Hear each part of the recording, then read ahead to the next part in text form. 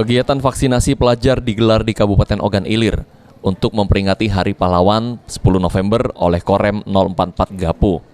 Dan Rem 044 Garuda Dempo Brigjen Muhammad Naudi Nurdika hadir langsung di lokasi vaksinasi untuk memantau jalannya proses vaksinasi.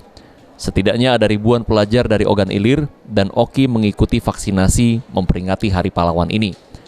Vaksinasi sendiri juga dilakukan serentak di 17 kabupaten kota dengan target 200.000 siswa pelajar selama 1 minggu mulai tanggal 8 November hingga 13 November.